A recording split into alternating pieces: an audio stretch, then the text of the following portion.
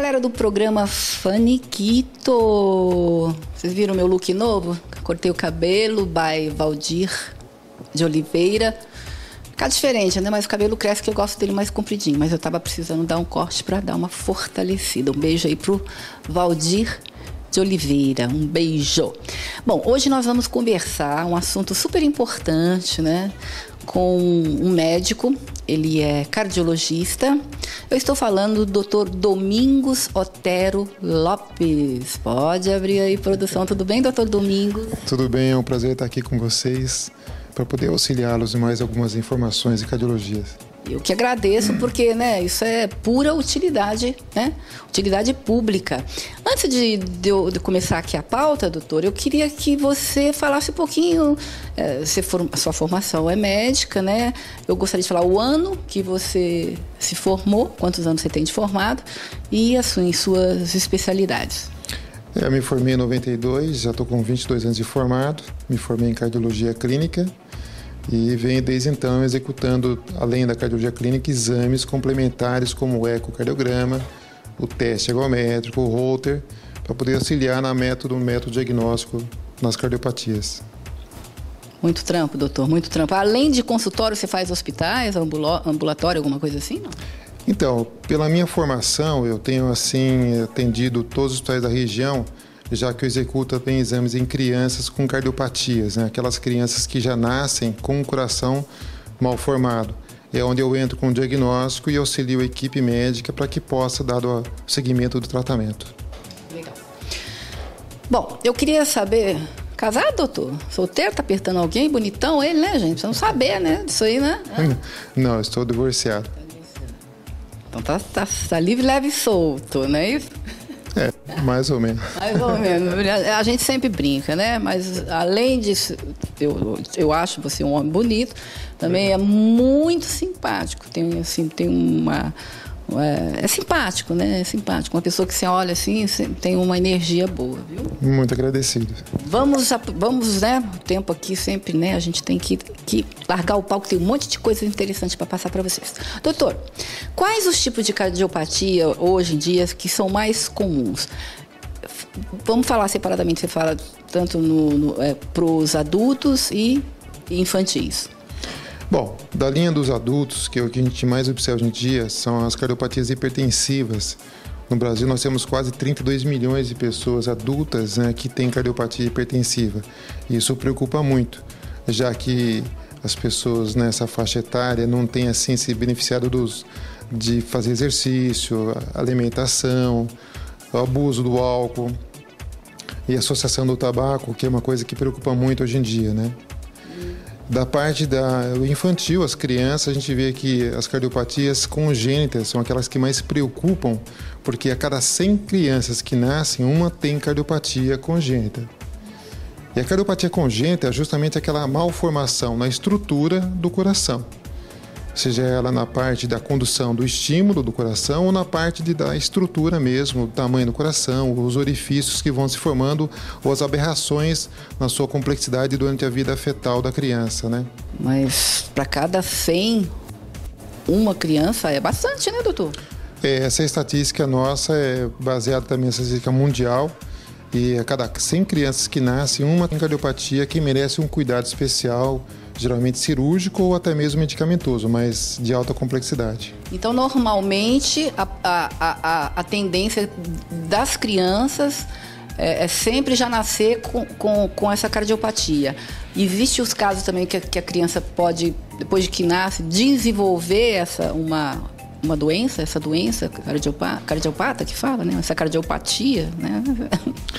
Desse montante de crianças que nascem com cardiopatia, nós sabemos que 32% dessas crianças são feitos diagnóstico ao nascimento ou durante a vida, durante permanência no hospital. 62% das crianças que têm cardiopatia, que não sabem disso, muitas morrem no primeiro ano de vida. E o restante é descoberto no decorrer dos anos que vão se somando, né? Então nós sabemos assim, a criança tem uma cardiopatia que vai se manifestar com uma certa gravidade a partir do segundo ou terceiro ano de vida. Ou então quando ela começa a atividade esportiva na escola, quando começa a ter uma atividade física mais importante, é onde a cardiopatia pode exacerbar alguns sintomas e pode ter realmente o aparecimento de algumas fatalidades, né? Mas assim, como é que a mãe pode fazer? O que a criança vai sentir para a mãe se tocar que tem alguma coisa na criança? Assim, tem algum sintoma? Porque, né? Porque você vê, de repente pode se manifestar no segundo, terceiro ano de vida, mas e a mãe não se toca ou leva para o profissional, pensa que é dá outro tipo de diagnóstico, isso que é que mais existe, né? Cheio de médicos mal preparados, né? Existe assim, como é que a mãe para dar um toque aí nas mamães, né? Assim, sintomas? Sim, isso daí é um dado importante que eu vou tentar passar e ver se a gente consegue chegar num consenso. Quando a criança nasce, a equipe de neonatologistas é habilitada para poder identificar se existe alguma cardiopatia ou não. Em algumas circunstâncias, isso acontece da criança não exacerbar um sopro importante, ou uma cardiopatia que não está se descompensando na fase inicial. É onde ela recebe alta do hospital e aí passa então a se somar os efeitos dessa cardiopatia com os anos vão vir. Mas basicamente, o que a gente observa quando a criança tem uma cardiopatia, onde não foi feito o diagnóstico no hospital, é que ela não desenvolve corretamente. O que é isso? Ela não cresce adequadamente, não ganha peso adequadamente, ela tem as infecções de uma forma assim mais frequente que uma criança mais saudável.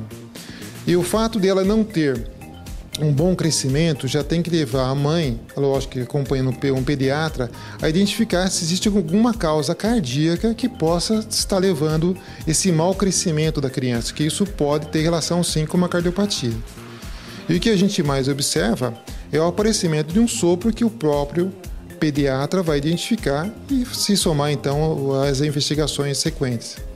É complicado, né? Porque nunca uma mãe vai chegar e vai pensar, né? Já que não foi diagnosticado já quando nasceu, não tem nada, né? Nasceu sem problema, dela se tocar que uma criança de 2, 3 anos, que seja 4, que seja 5, vai estar com algum problema cardíaco, né? É complicado isso aí, né? Imaginar, né? Para levar para um cardiologista, né? E vai levar para um clínico geral, mas mesmo assim, hoje em dia, né? É difícil, né? Na prática, o que a gente observa? Que a criança pequena, até o 3º ano de vida, ela vai estar acompanhando o pediatra. Então, vai ser mais fácil a identificação de um sopro. Quando isso não acontece e passa dessa idade do 3º ano de vida, a gente vê que com a passar na escola, com 5 anos de idade, 10 anos, começar a ter uma atividade física mais importante, você vai identificar que a criança está mais cansadinha, ela não executa os mesmos exercícios que os amigos estão executando, entendeu? Ela não tem um ganho de peso adequado, ela se cansa facilmente. Então, isso é um fator, talvez o mais importante, de que está tendo alguma alteração. Na hora do sono, a mãe não consegue verificar, tem alguma manifestação na hora do sono, um ronco, alguma coisa assim, não? Não, é difícil. Teria que ser um especialista para poder identificar alguns elementos, né?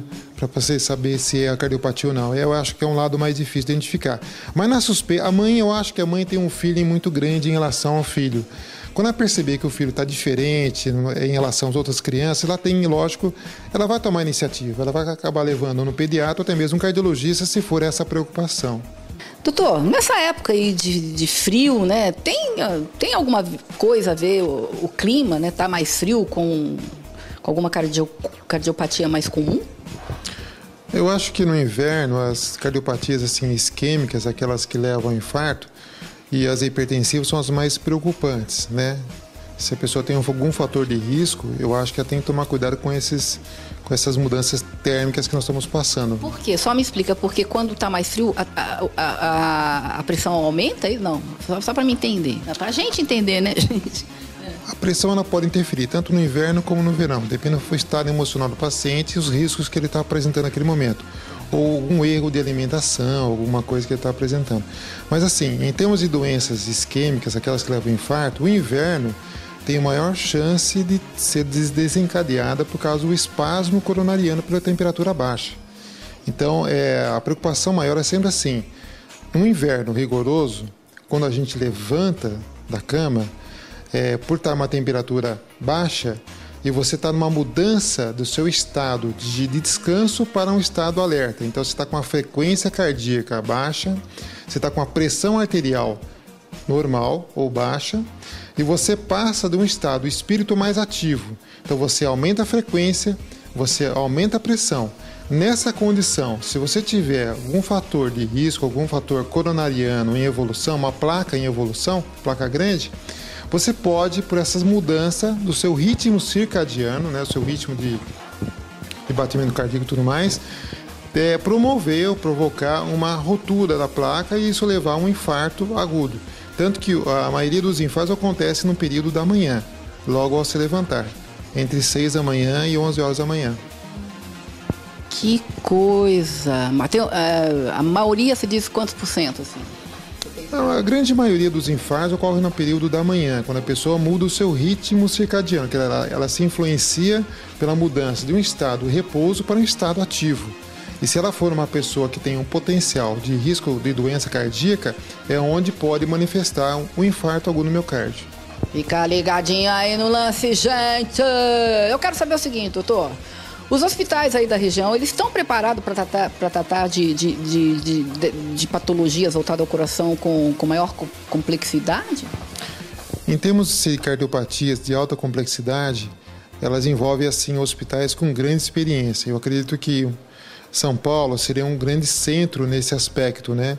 Quando a gente se trata de um assunto, uma cardiopatia, um transplante cardíaco, uma cardiopatia congênita, ou mesmo uma doença, uma cirurgia de que merece um cuidado de uma equipe multidisciplinar, eu acho que São Paulo está bem mais habilitado a isso. É lógico que a região tem bons hospitais que têm um atendimento qualificado, mas em se tratando de cardiopatias complexas, né, eu acho que São Paulo ainda é o foco mais importante. Que tipos assim de aparelhos ou de exames mais complexos que nós temos por aqui? Mogi... Eu vi que você tem bastante aparelhagem aí, né? Tem alguns equipamentos, sim. Mas em termos de hospitais, Mogi tem assim, a capacidade de fazer cirurgias cardíacas, sim.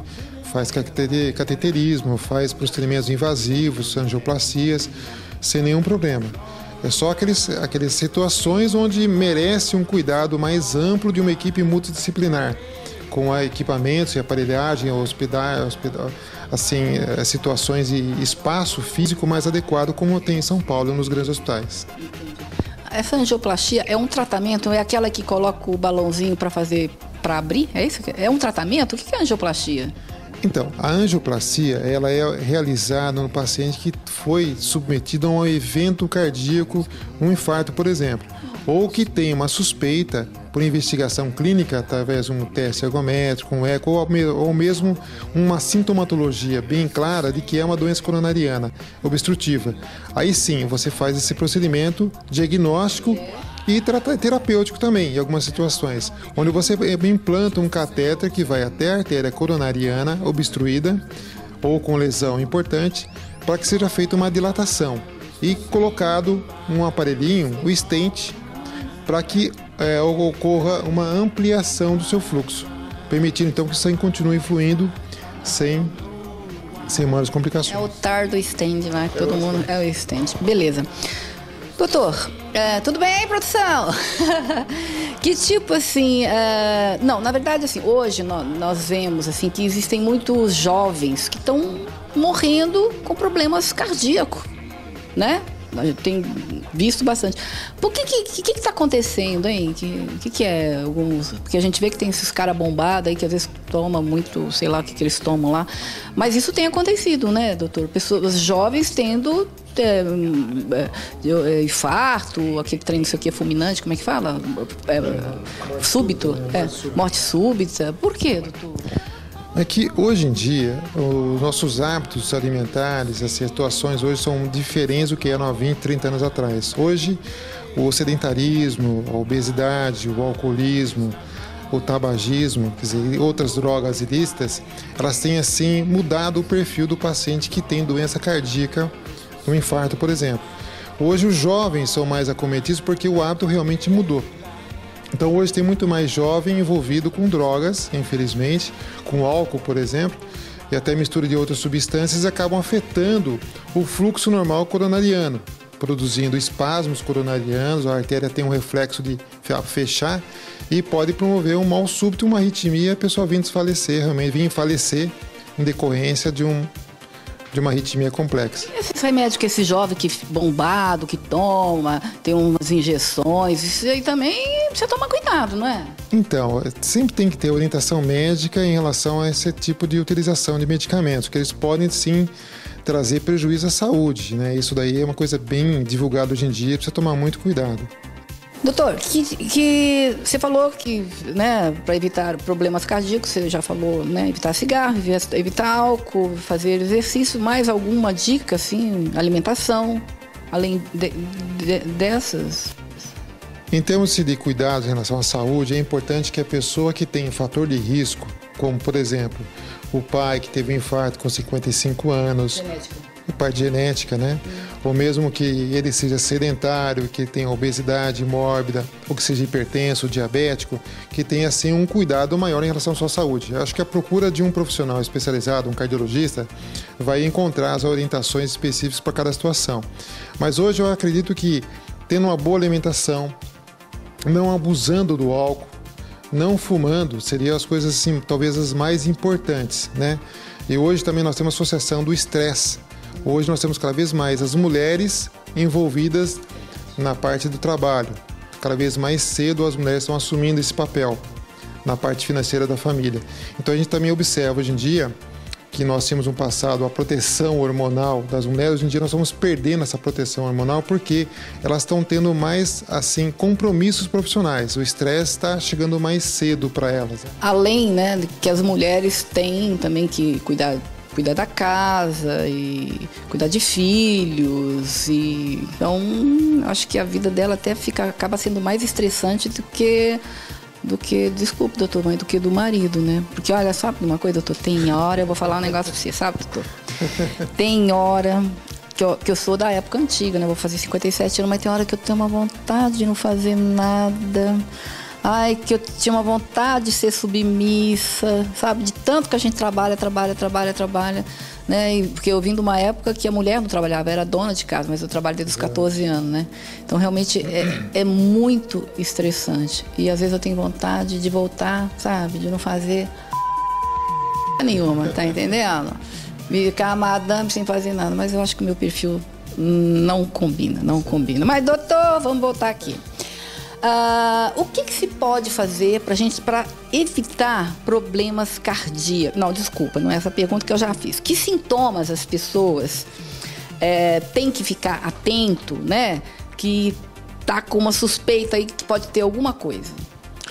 Bom, em se tratando de risco de a pessoa ter algum evento cardíaco, ela tem que primeiro ter a consciência do que ela faz no dia a dia. Sabendo se ela tem uma boa alimentação, se ela está ingerindo álcool, se ela está fumando, se ela tem, assim, antecedências que chamam atenção ou não. Em termos de sintomas, eu acho que a mudança do perfil da pessoa, por exemplo, ela estava fazendo uma atividade física, de repente ela começou a reduzir essa atividade física porque aumentou o cansaço, ou porque apareceu um desconforto na região do peito, que está incomodando ela de uma forma assim progressiva, e que se acentua ou que se incrementa uma intensidade com o esforço, eu acho que seria o momento dela procurar uma orientação médica para saber se tem ou não características de ser uma angina de peito. Mas assim, por exemplo, existe uma data, é aconselhável que a partir dos 40 anos você procure o cardiologista. Não, é recomendado que a partir dos 50 anos você faça aí nos exames periódicos, você também vá ao cardiologista. Tem a idade a partir de tão... Que nem o homem quando vai fazer o teste do dedinho lá para ver a próstata, até a partir dos 40, né? E no caso da cardiologia, existe assim uma idade? Gente, a partir de tantos anos é sempre bom, uma vez por ano, procurar o cardiologista. Esse perfil mudou bastante nos últimos 20 anos, né? Anteriormente, a gente orientava que as pessoas acima de 45 anos já tivessem um cuidado maior em relação à sua saúde. Mas o padrão mudou, o perfil da população mudou bastante. Hoje a nossa alimentação mudou muito. Nós temos muito rica em calorias. Então eu acredito que a partir dos 30 anos a pessoa tem que ter pelo menos algum tipo de exame ter sido realizado, pelo mínimo um eletrocardiograma. E quando ela tem algum antecedente familiar, eu acho que ela deve então precocemente já procurar um médico para saber se ela tem algum fator que possa surpreendê-lo algum dia, né? Mas de uma forma linha geral, a partir dos 30 anos hoje em dia, seria interessante que ela pelo menos um eletro seja feito. Uma consulta de rotina ajudaria também nesse aspecto. Doutor, muito importante que eu vou te falar agora. Meu ex-marido, ele infartou, sabe? E eu estava do lado dele quando ele infartou. A gente estava lá na padaria Colinas do Sol. E isso é muito importante, gente, ficar ligado nisso. E eu lembro que ele sentiu uma dor de estômago muito forte, ficou pálido, branco, e depois ele começou a sentir umas dores aqui no braço. Aí ele queria tomar Estomazil. Não vou levar. Falei, vamos, porque não sei. Já, na hora já me veio um trem assim, sabe, doutor? Não, não quero ir para o hospital, eu vou tomar Estomazil. Depois catei o bichinho, já tinha infartado. Esses sintomas, precisa ficar ligado, né? Dor no peito, essa dor que todo mundo fala que vem pelo braço. Exato. A dor que aparece em relação à parte de doença cardíaca, doença isquêmica do coração, que é a angina de peito, ela pode iniciar desde a região do estômago até a mandíbula. Ela pode também irradiar para o braço direito ou esquerdo. Mas a intensidade com que ela aparece, a forma assim progressiva, intensa, associada assim a uma palidez cutânea, um mal-estar, uma queda de pressão, entendeu? Uma dor que não melhora, piora com o tipo de esforço, essa daí é preocupante, sim.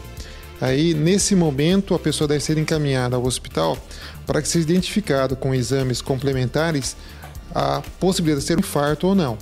É isso que eu fiz, porque ele não queria ir para o hospital. Eu falei, vai sim, agora pode entrar dentro do carro que estou levando. Cheguei lá, já tinha infartado. Tem que ficar ligado, gente, ficar ligado. A idade, como dizia meu pai, falava para 5 filhos, né? Ficar velho é uma merda, né? Mas realmente a gente precisa cuidar da saúde. Todo mundo envelhece, nossos filhos vão envelhecer e esse é o grande mistério da vida e é a única certeza que a gente tem, né? Então a gente tem que cuidar realmente da saúde da gente. Doutor, tem alguma coisa que a pessoa pode fazer quando tem algum... quando alguém assim, tem um infarto ou uma parada cardíaca, enquanto ela está esperando socorro, que a pessoa que está ali perto pode fazer? Uma dica, essa é uma pergunta boa. É uma dúvida assim, muito frequente. A gente vê que na prática mesmo o que salva o paciente é que, se for possível ter um desfibrilador portátil, seria o mais correto. Não tendo essa possibilidade, é lógico que tem que levar o mais rápido possível o auxílio médico no regime hospitalar, já que a gente lida com alguns minutos de risco, né, que podem fazer diferença no final. Esse desfibrilador, esse nome horroroso que ele falou, é aquele trem que dá o choque na pessoa, que já vem né, em relação a uma pergunta que eu preparei aqui, né, que eu ouvi falar, parece, eu não sei se existe, se não existe uma lei, que em lugares assim, onde tem muito movimento, muita concentração de pessoas, que deveria ter esse aparelho, né, de choque, que é mais fácil, né, que chama desfibrilador, que ele é portátil, né, para ser usado no próprio aparelho. Parece que já tem ali, né, porque você vai perguntar, mas vou usar como que a pessoa vai saber usar? No próprio aparelho parece, o senhor vai explicar, que ali já vem explicadinho como é que usa. Me esclarece isso, por favor. O desfibrilador automatizado que tem hoje em dia, ele foi construído com esse molde para que qualquer pessoa pudesse utilizá-lo numa situação de emergência.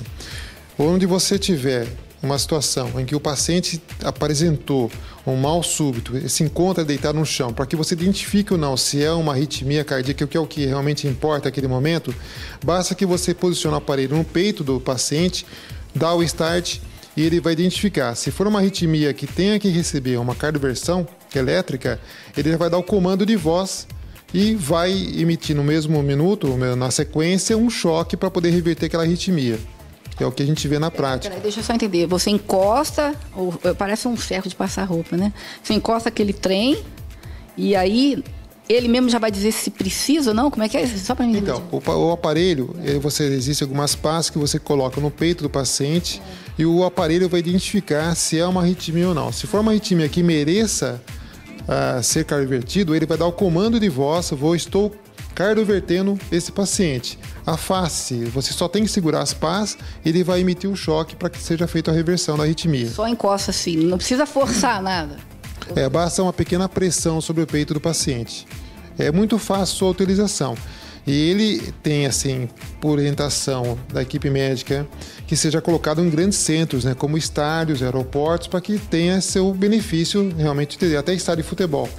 para que seja realmente... Então não é lei, né? Não é lei. Não existe nenhuma lei que eu... Não, né? Deveria ter. Né? Está tramitando um congresso ainda, mas assim, existe essa preocupação de ter esses aparelhos assim, em grandes centros de pessoas, né? Para que evitando assim, os riscos maiores de ter um evento e não ter o que fazer naquele momento.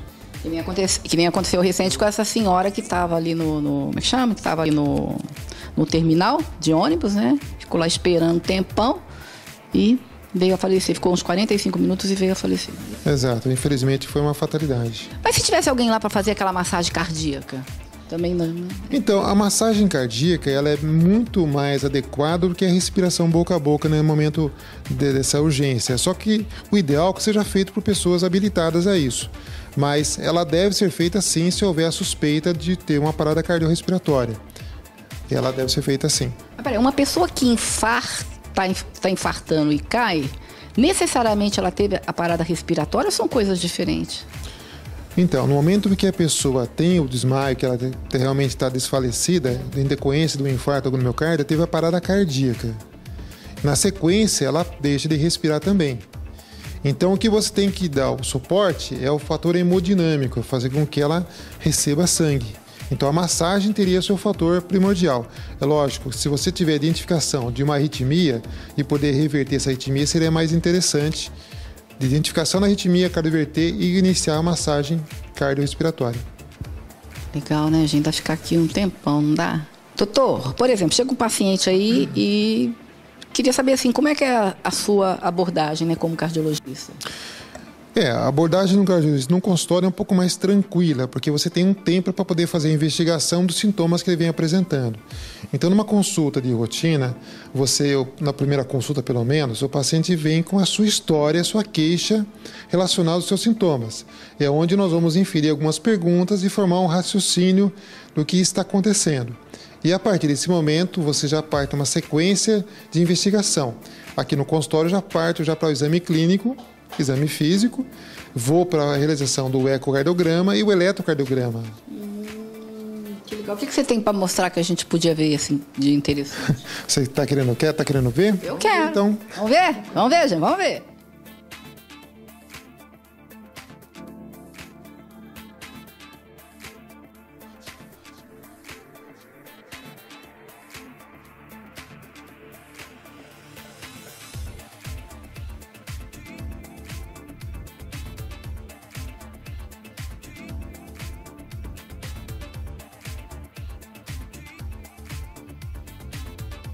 Ok, e aí, doutor? Chegamos aqui na maca. Muito bem, nós fizemos a investigação clínica do paciente com a história que ele tem a me contar, faço algumas perguntas e parto para o exame clínico do paciente. Eu posiciono o paciente nessa maca e aí começa a realização do exame, que é o ecocardiograma. O ecocardiograma ele é feito monitorizado, quer dizer, eu coloco as pás eletro no paciente. Peraí, vamos pegar aqui, doutor, vamos pegar aqui. Ok, isso aqui no caso, deixa eu chegar para lá de cá. Nesse caso, o que seria isso aí, doutor? Então, aqui é um aparelho de ecocardiograma, onde eu consigo analisar o coração dentro das suas cavidades. Quer dizer, eu consigo ver as paredes e as válvulas, né? Para me identificar se existe alguma cardiopatia. Aqui, por exemplo, você vê que eu tenho... Pega lá, produção, pega lá, porque ele já está explicando direitinho, né? Então, aqui eu analiso o ventrículo esquerdo, que é o músculo mais importante onde identifica-se a maior parte dos infartos, né? O que esse coloridão é, azul vermelho? Tá? Esse colorido representa o Doppler. Justamente representa o fluxo sanguíneo passando por dentro do coração. Aqui nós temos a válvula mitral, a câmara arterial esquerda, a câmara arterial direita e o ventrículo direito do lado de cá. Então, através desse exame, eu consigo identificar se existe alguma cardiopatia congênita e também se existe alguma cardiopatia adquirida, como, por exemplo, um quadro hipertensivo, onde o coração fica aumentado de tamanho, o coração fica mais espesso. Como é que está esse coração aí? Esse coração aqui está normal. Esse coração não tem nenhuma alteração, nem refluxo e nem doença isquêmica ou mesmo um infarto pregresso, né? Esse é um exame normal, onde é feito o monitoramento dos batimentos junto com o ecocardiograma. Qual a idade desse coração aí? 50 anos de idade. Então tá tudo jóia. Tá perfeito. Eu tenho prolapso da válvula mitral, tem muita gente que tem, né? Então, o prolapso mitral, ele acomete justamente essa estrutura, que é a válvula mitral. Volta lá, produção, vamos lá. Não é esse negocinho. Você tá conseguindo pegar bem aí, produção? Tá, eu acho que é esse negocinho aqui quando faz isso, não é isso? Ó? Exatamente. Corta aqui. Aqui é a localização onde fica a estrutura chamada de válvula mitral. Esses dois negocinhos que vai para cima e para baixo, né? São dois folhetos, né, que separam a câmara atrial esquerda do ventrículo esquerdo. Né? O sangue, para passar do átrio esquerdo para o ventrículo esquerdo, ela tem que abrir. Quando ela abre, ocorre a contração atrial esquerda e impulsiona o sangue para o ventrículo esquerdo, para que ele mande o sangue para o resto do corpo. Mandar a quantidade correta. Exatamente. É verdade que a maioria das pessoas tem muita gente que tem o prolapso da válvula mitral? Hoje, geralmente, em parte, 30% das mulheres têm prolapso mitral. É mais mulher ou é mais homem? É um pouco mais em mulher. E cerca de 1% dos prolapsos, eles podem induzir arritmias fatais. Né? Ai, que medo, doutor. E o que é aquilo ali, doutor? Aqui é um exemplo que eu peguei, né, no computador. Pode vir para cá, produção, ó, que fica melhor, né? Aqui eu vou falando tudo, aqui é tudo assim. Tá. Onde mostra um coração normal e um coração dilatado. Neste caso, o exemplo é de uma miocardiopatia hipertensiva. Peraí, qual que é o normal, qual que tá errado? O da esquerda é o coração normal. Nós temos o ventrículo esquerdo, o ventrículo direito com as suas cavidades e dimensões normais. E fluxos normais. No lado direito, nós temos já o ventrículo esquerdo já comprometido. Tá enorme, tá grande. Tá grande. E o ventrículo direito também. Isso daqui pode ter sido em decorrência de um quadro hipertensivo de longa data. Que a pessoa foi deixando. Foi deixando, não foi tratando corretamente e desenvolveu um aumento de suas cavidades, né, levando à insuficiência cardíaca, por exemplo. E aqui nós temos, então, na sequência da investigação, feito o eletrocardiograma, onde eu vou analisar os batimentos cardíacos do paciente, identificar se existe alguma arritmia, se existe alguma sobrecarga ou existe alguma outra cardiopatia que seja identificada pelo eletrocardiograma. Mas o eletrocardiograma dá um problema? Dizem que muitas vezes passa coisa que só uma esteira que realmente dá, não faz sentido isso? Então, o eletrocardiograma de repouso ele é importante porque você identifica assim, elementos até mesmo de isquemia do coração. Quando a pessoa está tendo um infarto do miocárdio, é o eletrocardiograma que vai identificar essa arritmia, a localização do infarto. Então, ele tem uma importância muito grande. Quando a gente fala do teste ergométrico, nós estamos falando de um eletrocardiograma feito numa forma dinâmica, onde o paciente vai estar correndo numa esteira e sendo monitorizado com eletro o tempo todo, para saber se no determinado momento do esforço desenvolve alguma alteração isquêmica do coração, levando a considerar que isso daí seja uma doença cardíaca obstrutiva. Ou mesmo se ele tem algum comportamento anormal da pressão arterial. E se também o outro lado é você avaliar a aptidão e condicionamento físico do paciente. Então, você um teste ergométrico, você tem várias formas de avaliar um paciente. Inclusive. Agora, o ultrassom, ele é melhor do que fazer só o eletrocardiograma? É que são exames distintos, né? São exames que um mostra a parte funcional do coração, o outro mostra a parte elétrica do coração. Entendeu? Então é como mais ou menos, assim, entre aspas, né? Mais ou menos como se fosse um carro, a parte elétrica e a parte mecânica. Os dois são importantes para o funcionamento normal. E aí você passa a ultrassonografia, você tem que passar mesmo aqui no peito, aqui embaixo, assim, é isso, tem que olhar tudo. Exato, eu faço. Já vou dar um aqui agora para você ver como é que tá meu coração. É mais ficar pelado, tudo? Não, tem que tirar a parte de cima só, né? Mas assim, você utiliza um transdutor, que esse aqui em questão, onde você coloca um líquido, né, o gel, para que você possa facilitar a penetração do feixe ultrassônico. E identifica em vários cortes no coração, do peito, as estruturas que você quer analisar, entendeu?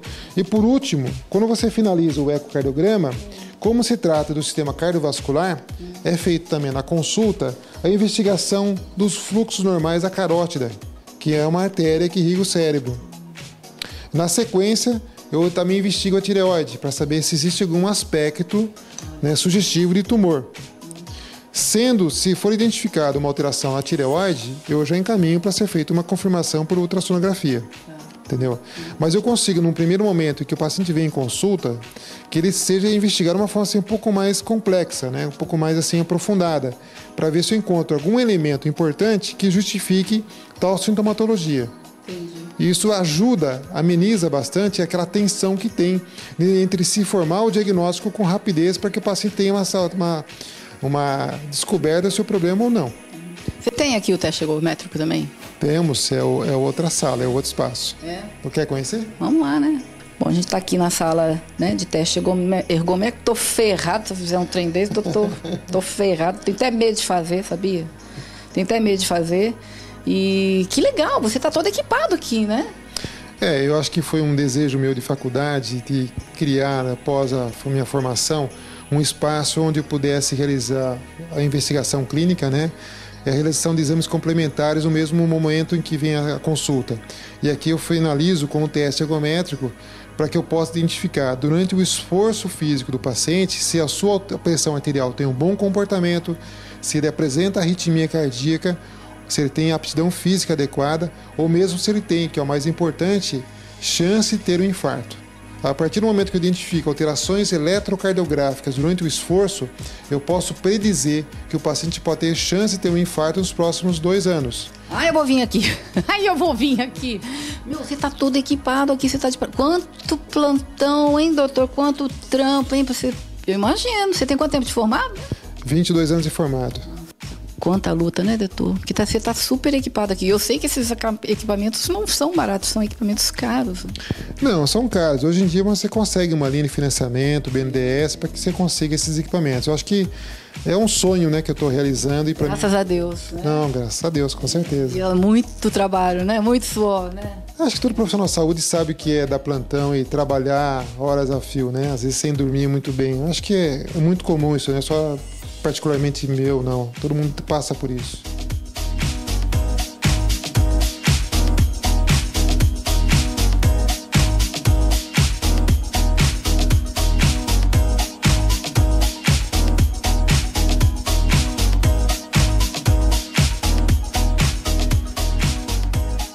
Bom, gente, nós cismamos aqui agora, ele vai fazer um eco no meu coração. Tô morrendo de medo, tá?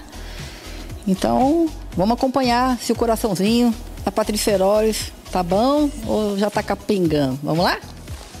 Oi, gente, vamos começar. Vai lá, doutor.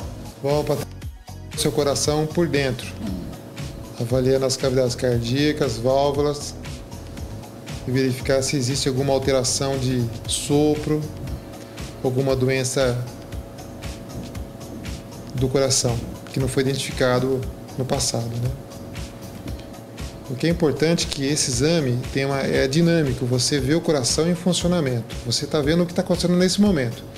Então analisando... o Sonic inteiro está tudo vendo no meu coração aí, doutor? Vai lá. Produção, vai no coração lá na imagem. Consigo analisar e interpretar as informações que o aparelho me manda de imagem para saber se você se encaixa em algum tipo de cardiopatia, né? Então isso é muito rápido, né? O médico tem essa capacidade, ecocardiografista, de ao fazer o exame já interpretar o que está se passando. Ainda mais que você passou por uma consulta onde eu fiz a investigação clínica, né, as perguntas, analisei seus sintomas e agora estou partindo para a investigação do que você está referindo para mim, para ver se encaixa dentro de uma cardiopatia ou não. Então analiso cada segmento do coração de uma forma assim sistematizada para poder dizer se você tem ou não alguma cardiopatia que possa ser identificada pelo ecocardiograma. Uma vez que o exame seja normal, eu partiria com outros exames para investigar se a sua sintomatologia ela é importante, eu continuaria a investigação. Aí na TV, tá? Aqui já estou colocando um corte 4 câmeras e identifico que a sua válvula mitral é normal. Você não tem nada na sua válvula mitral. Doutor Olavo, que falou que eu tinha válvula mitral há uns 30 anos atrás. Olavo, então ele curou, deve ser. Então, por esse exame atualmente, nesse momento, você não se encaixa dentro da definição de prolapso. Sua válvula é normal. Aliás, seu coração inteiro é normal. Você não tem nada. Do ponto de vista ecocardiográfico, o seu coração está normal. É de uma velhinha de 57 anos? Aqui o coração de 40 anos. Ai, que bom, feliz. Agora vou lançar a mão do Doppler. Até o fluxo mitral pelo Doppler é normal. Você não tem Absolutamente nada. Então eu já consigo, através desse exame, já ter algum parâmetro do sua sintomatologia. Isso me ajuda a agilizar o processo de investigação. E o próximo passo seria você fazer o eletrocardiograma para você finalizar essa fase de investigação. Ficaria apenas a investigação por teste ergométrico ou mesmo laboratorial. Realmente, Patrícia, você está normal. 40 aninhos. 40 anos o coração. E não tem prolapso, viu? Aqui não se encaixa em nenhuma definição. Você está excelente. Viva! Vamos bater palma. Parabéns. Produção! Que beleza! Legal, legal. Tá de parabéns. Vamos voltar para lá.